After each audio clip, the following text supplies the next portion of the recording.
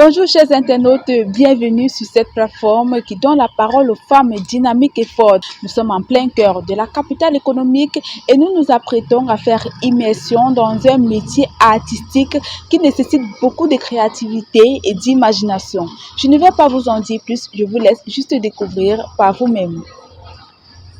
Bonjour Béatrice. Bonjour Moulina. Comment tu vas? Je vais très bien, merci. Et vous? Ça va, merci. On comprend que, on sait déjà que vous vous appelez Béatrice. Maintenant, dites-nous une autre chose sur vous qu'on ignore. Je suis Béatrice Wami, sculpteur de profession. Et j'ai fait dans les métiers de bois, j'ai eu à faire la marqueterie ici. La marqueterie consiste à utiliser le plaquage. On colle sur du bon que plaquer, on peut faire des tableaux avec. On peut faire aussi, on peut couvrir des guéridons comme ceci avec du plaquage. Oui. Là-bas, la base, en fait, la matière première, c'est le plaquage. Soit les décapsuleurs, porte-clés, plats, verres, bols. Et en atelier, je fais le chantonnage, donc utiliser la scie à ruban.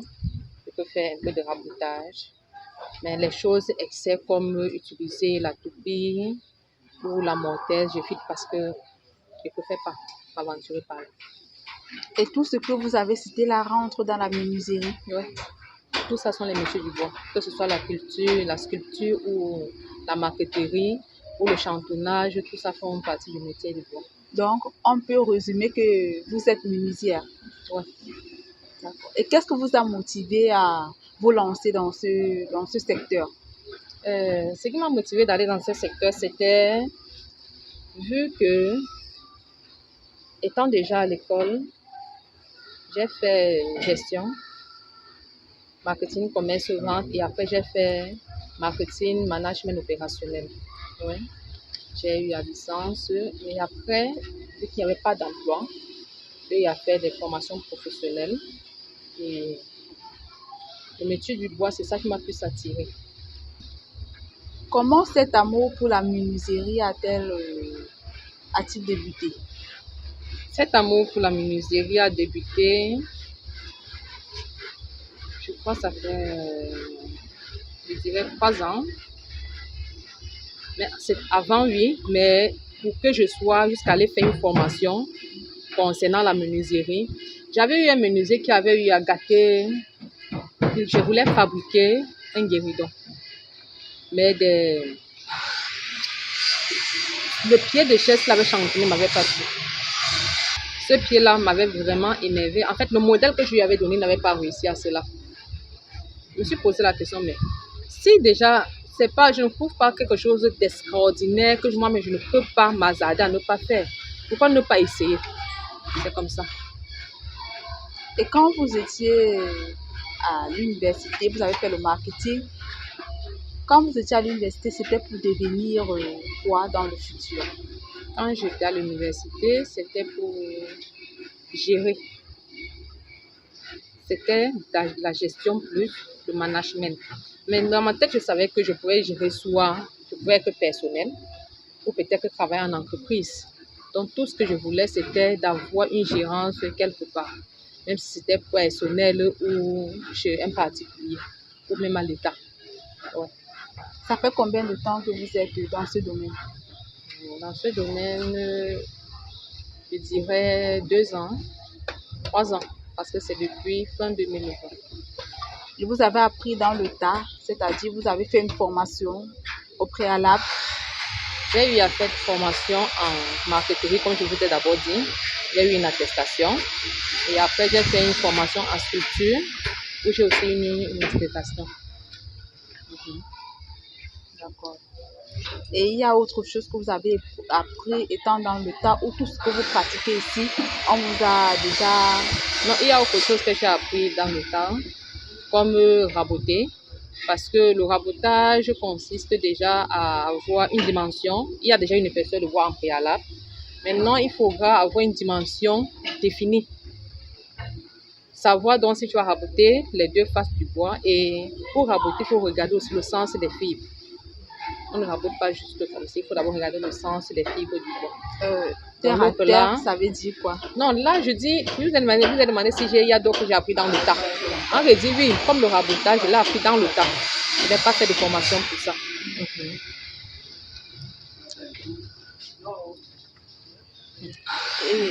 Et maintenant, est-ce que vous êtes fier de la personne que vous êtes devenue? Oui, je suis très fière. Très fière. Très fière de la personne que je suis parce qu'on apprend tous les jours, déjà. Et au fil du temps, il y a beaucoup de choses. Même dans la sculpture que j'ai fait, j'ai eu à m'améliorer dans le chantonnage. Parce qu'avant, j'utilisais la scie sauteuse pour pouvoir chantonner les pièces dont j'avais besoin, que ce soit les spatules, les louches ou les cuillères. Mais là, maintenant, je peux utiliser la scie à ruban sans avoir peur. Ouais. Depuis que vous avez commencé, qu'est-ce qui a changé en vous? Parce qu'on comprend au départ que vous avez fait le marketing. C'était pour ne pas être, c'était pour ne pas finir menuisière. Maintenant, vous êtes menuisière. Est-ce que vous êtes fier de la personne que vous êtes devenue? Parce qu'au départ, c'était pas ça. Je suis menuisière. Je suis fière déjà parce que j'ai ce que d'autres n'ont pas. Le fait d'avoir une occupation quotidienne, d'autres n'ont pas ça. Donc, on y a fait marketing comme moi, mais je dirais peut-être qu'on finit ils sont au quartier en fait. Mais étant menuisière aujourd'hui, ça n'avait pas été ce que j'avais voulu, mais au fil du temps, j'ai commencé à aimer ce que je fais. Donc, changer de métier, je ne crois pas, c'est plus trop dans mon programme. Donc, vous vous plaisez dans ça. Je m'y plais. Et vous parvenez à gagner à subvenir à vos besoins? Subvenir aux besoins élémentaires, si. Mais subvenir à tous les besoins, non. Puisque je ne vois pas qui est-ce qui peut carrément dire qu'il arrive à subvenir à tous ses besoins. L'essentiel, hein. Ouais.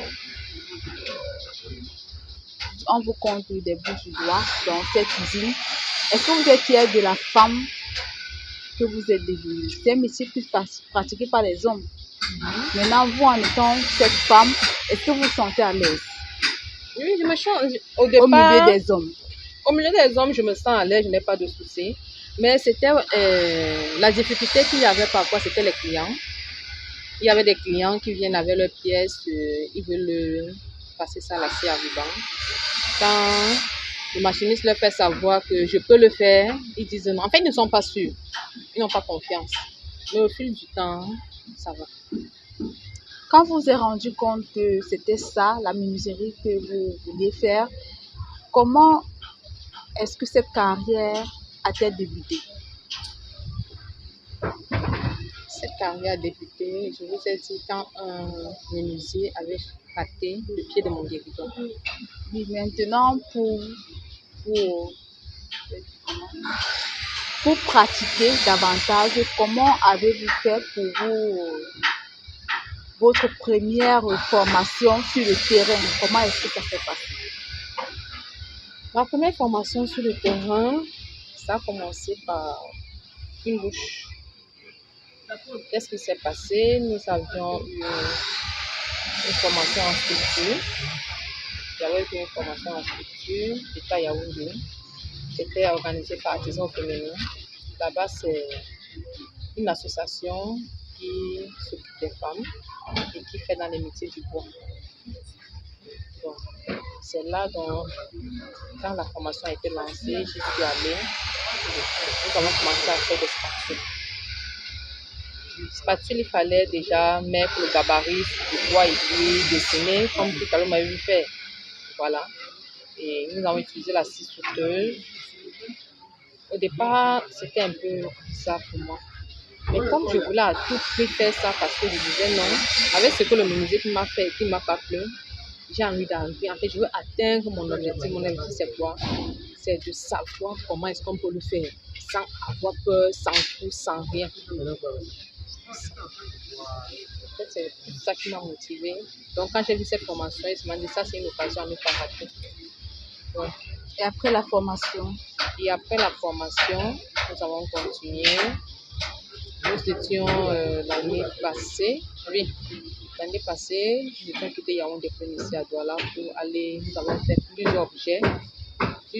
Nous sommes allés avec à la maison du gouverneur à Bounandjo. Il y avait une exposition vente de là-bas.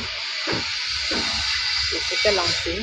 Jusqu'à maintenant, je continue à faire soit la sculpture et puis autre chose, tout ce qui concerne la menuiserie. En fait, tout ce qui est dans le bois, je le fais.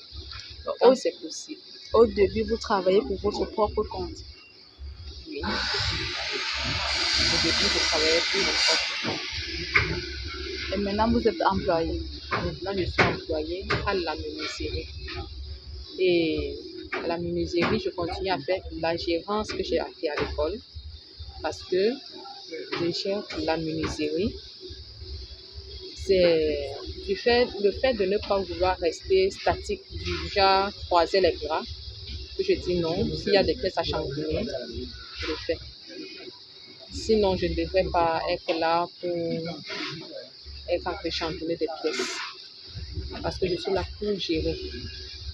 Mais comme c'est ce que j'aime, je peux m'occuper en champignonnant des pièces. Quelles sont les tâches que vous effectuez en longueur de journée? En menuiserie, dans la cuisine, qu'est-ce que je fais le matin? Je vérifie si les fers et les scies sont affûtés avant que les machinistes n'arrivent. Parfois, ils sont déjà là et je regarde tout ce qu'il y a à faire de la journée, c'est-à-dire quoi? Les clients qui sont arrivés la veille et qu'on a renvoyé leur travail au lendemain. Oui, c'est pas là. On va savoir que non, on va d'abord soit peut-être raboter et après on va débaucher. Pour débaucher, c'est pour régresser le bois. Oui. Et vous pouvez gagner à peu près combien par mois? Approximatif, l'autre là, je ne saurais dire parce que j'ai d'abord dit tout à l'heure, il n'y a personne qui arrive à subvenir à ses besoins. Donc, pour ces jeunes filles qui sont en train de nous regarder, qui souhaiteraient se lancer, comment faire pour s'y prendre? Oui, la formation, nous faisions des formations plus à Yaoundé, où j'avais fait la mienne. Et parce que après notre formation, après nos attestations, nous avons commencé à former sur d'autres personnes, toujours en sculpture. Mais ce que je dirais, en toute chose, c'est la volonté. La première des choses, c'est la volonté. Tant que nous avons la volonté, nous pouvons arriver. Tant que nous n'avons pas de volonté, on ne peut rien faire du tout. Du tout. C'est la volonté. Est-ce que vous admettez les stagiaires au sein de cette usine? Oui.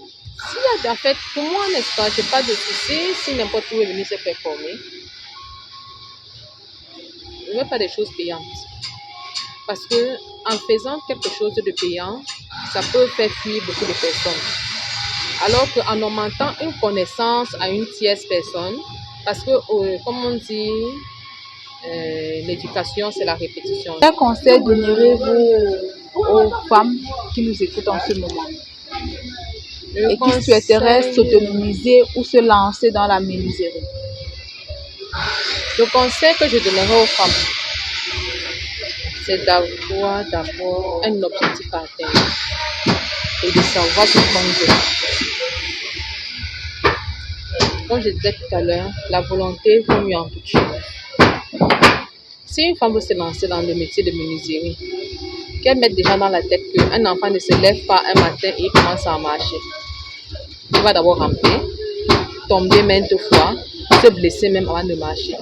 Donc pour dire que la menuiserie ne peut pas te payer du jour au lendemain, non. Il faut juste être patient.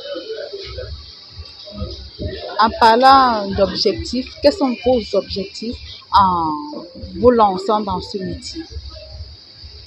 Qu'est-ce que vous essayez de prouver ou de montrer aux gens? En me lançant dans ce métier, c'était mon objectif. En fait, je voulais prouver la femme peut. C'était pour la femme peut. Qu'il n'y a pas un métier totalement réservé aux hommes. Parce que la femme peut. Elle peut le faire. La femme peut.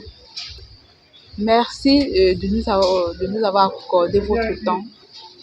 C'est la fin de cette émission. On vous dit à la prochaine pour une nouvelle édition. On était avec Béatrice. Elle est menuisière. Vous pouvez liker, vous abonner activez la cloche de notification pour ne rien rater sur nos prochaines publications.